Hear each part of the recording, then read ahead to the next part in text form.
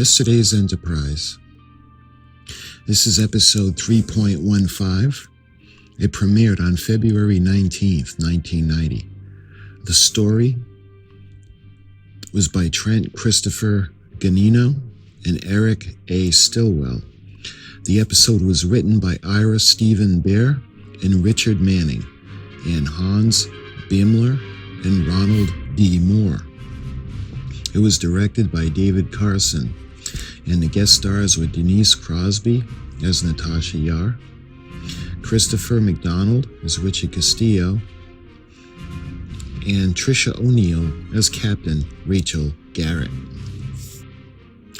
The Enterprise C filming model was designed by Rick Sternbach.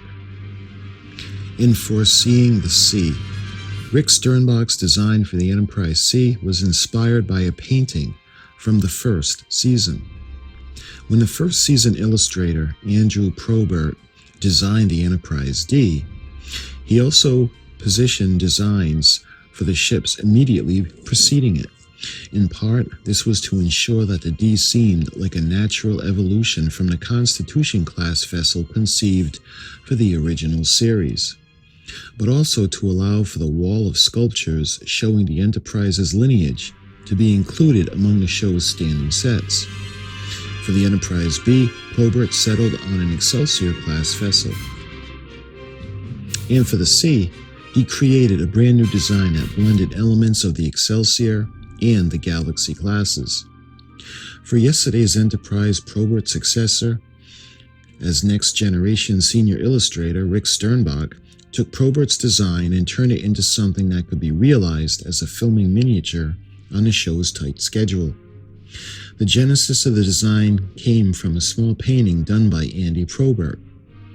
Sternbach has confirmed while Andy's sketch showed an elliptical cross-section for the engineering hull and an elliptical saucer, the Enterprise C would require some simplifications if it were to be constructed in time for filming. I began drawing up the blueprints with a circular saucer and a circular cross-section, knowing that they would make model maker Greg Jean's job markedly easier. When he received the blueprints, Jean farmed out some of the work to get the still ambitious job done on time. And while he sculpted the saucer section, fellow model man Ed Mirecki and David Merriman Jr. built the engineering hull and warp nacelle masters respectively.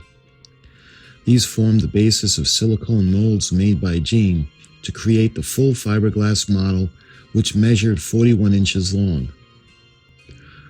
Owing to the time constraints, the Enterprise C was not finished to the same standard as the D and some other hero ships, but Jean knew that he could mask any imperfections under the guise of battle.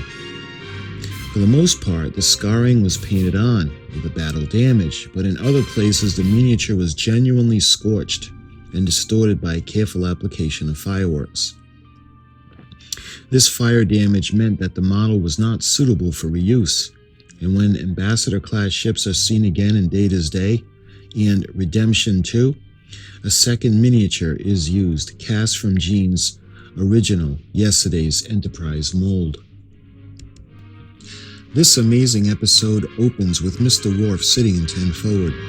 Guinan observes that he always drinks alone and suggests that he should seek companionship. Mr. Worf says that Earth females are too fragile and that he requires a Klingon woman. And he is introduced to an Earth drink by Guinan, which is called prune juice. Mr. Worf reacts as though he likes it and states that it is a warrior's drink. He then notices an anomaly outside, and then Commander Riker calls him to the bridge. On the bridge, Commander Data is attempting to analyze exactly what the anomaly is. The sensors are giving inconclusive readings. Mr. Data states that the phenomenon does not have a discernible edge or center. Mr. Worf would then notify the captain that there was a change in the sensor readings, and as Commander Data attempted to verify the changes, a ship would come out of the anomaly. In that instant, we see the entire bridge flash between the present timeline and to the alternate timeline. The bridge became darker, and a bright blue light would dimly illuminate the bridge from above. The bridge crew's uniforms were slightly altered, and they all now had weapons on them. The most notable change is that Mr. Worf is gone and replaced by Tasha Yar. In the correct timeline, she had been killed by a black, slimy, evil-skinned creature. But analysis of the vessel coming out of the rift suggests that it is the USS Enterprise designation NCC-1701C, last presumed to be seen 22 years earlier in the vicinity of the Klingon outpost Miranda 3. Mr. Data suggests that the anomaly is in fact a rift in space, a curl loop from superstring material which would require high-energy interaction in the vicinity for such a structure to form. He then states that the rift is not stable and can collapse at any time. Lieutenant Tasha Yar informs the captain of heavy structural damage and heavy casualties.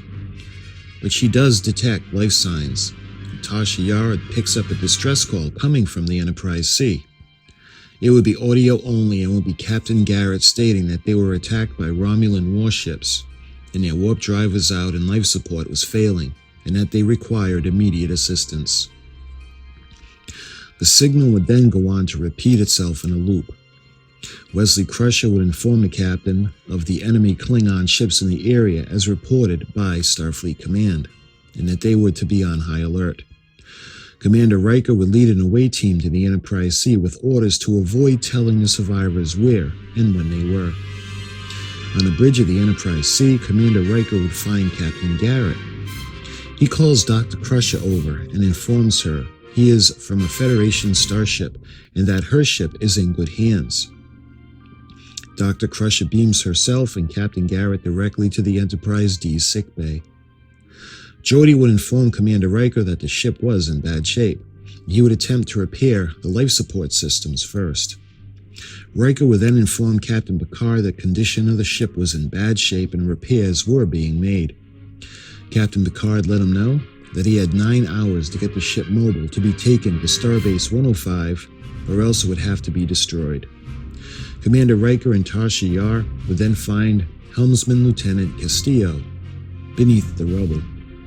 While back on the Enterprise D, Guinan would sense that the timeline was wrong and inform Captain Picard. She would say that there should be children on the Enterprise and that the Enterprise and the Federation should not be at war. She would inform the captain that the Enterprise was a ship of peace, not of war. Later in sickbay, Captain Picard would meet Captain Rachel Garrett. She would ask where he came from, as the Enterprise C had not detected any ships in the quadrant. She said she was responding to the Klingon distress call from the outpost at Miranda 3. She noticed the advancements of the sickbay she was in and demanded to know when she was. Captain Picard informed her that she was on the USS Enterprise NCC-1701D and that Captain Garrett and the Enterprise C had come 22 years into the future. She would inform Captain Picard that if they were to return, they would be destroyed. She remembered both firing photon torpedoes and being hit by Romulan fire. She then saw a flash, and then they were here in the present situation. Picard says that it is possible that the exchange of fire was the catalyst that created the rift. He says that history has no record of the Enterprise C having battled with the Romulans. Captain Garrett says that they were fighting 4 warbirds.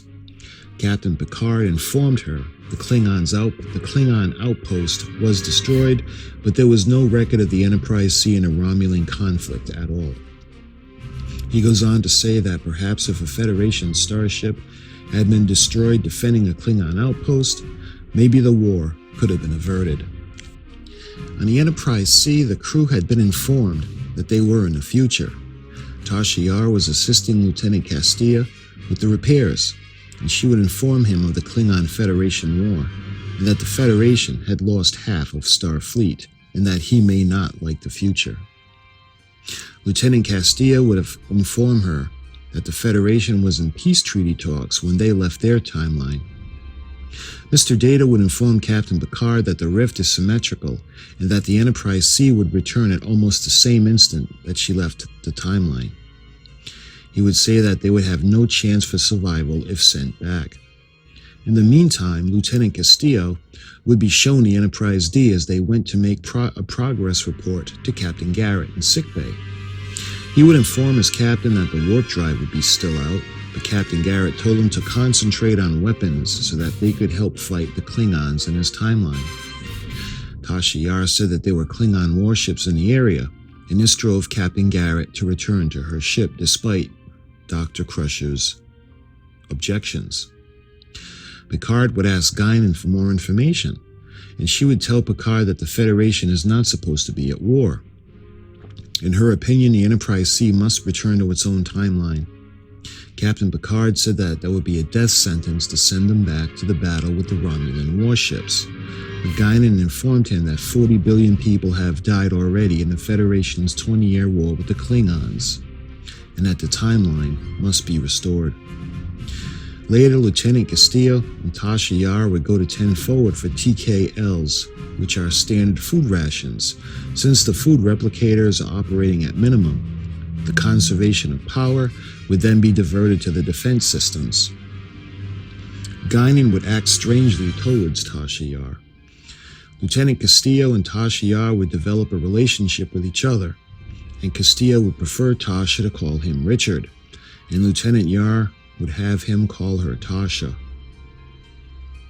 Later in the captain's ready room, he would inform the crew on his decision to send the Enterprise C back under recommendations by Guinan.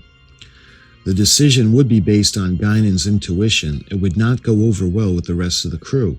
However, Captain Picard would stand by his decision and go with Guinan's recommendations to send back the Enterprise C to her own timeline. Later on the Enterprise C, Captain Picard would inform Captain Garrett of Guinan's recommendations. She said that she actually had crew members eager to get back to finish the fight. Captain Picard would inform Captain Garrett that the Federation was losing the war with the Klingons and that defeat was inevitable. And one more ship would not make a difference in the here and now, but one ship 22 years ago could have made all the difference. Captain Garrett would inform Mr. Castillo that they were going back. Captain Picard would return to the Enterprise D, while Tasha Yar would say goodbye to Richard Castillo, and that is when the Klingons would attack the Enterprise D and the Enterprise C. Tasha Yar would take the tactical station during the attack, and after a brief exchange of fire, Captain Picard would ask for a damage report from Captain Garrett. Tasha Yar would inform him that she was killed in the attack. And later on the Enterprise D, Lieutenant Castillo would make a case to lead the Enterprise C back to their own timeline. Despite him being the last surviving officer of the crew, Captain Picard would grant him permission and send him back to his ship. Guinan would later inform Tasha Yar that she was not supposed to be in the present timeline, and she would go on to say that she should be dead, and that her death was meaningless and empty. Not liking the sound of that, Tasha Yar would ask Captain Picard permission to transfer to the Enterprise C. Knowing that Guinan had spoken to her, he would grant her permission. Once aboard the Enterprise C, she would take the tactical station. Captain Picard would inform the crew that it would be their top priority to protect the Enterprise C until she crossed back into the rift. He would then go on to say, "Let's make sure history never forgets the name, Enterprise." Later, the two ships would be attacked by 3 Klingon Vorcha-class ships. The Enterprise D would be severely damaged, including the loss of life, including Commander Riker. Lieutenant LaForge would inform the bridge of a coolant leak with 2 minutes to a core breach. The Klingon ship would order the Enterprise to surrender and prepare to be boarded. Not liking that, Captain Picard would jump to the weapons console and fire phasers. As soon as the Enterprise C would cross back into the rift, the timeline would flash again. And after a second, the Enterprise bridge looked as it should in the correct timeline. Captain Picard would ask Mr. Worf what the sensors were showing him, and Commander Data would say that the phenomenon was closing in on itself. Captain Picard would order a Class 1 probe to remain to monitor the closing. He would then order Ensign Crusher to plot a course to Archer 4. Guinan would call the bridge to see if everything was okay. She would later ask Geordi LaForge to tell her about Lieutenant Tasha Yar.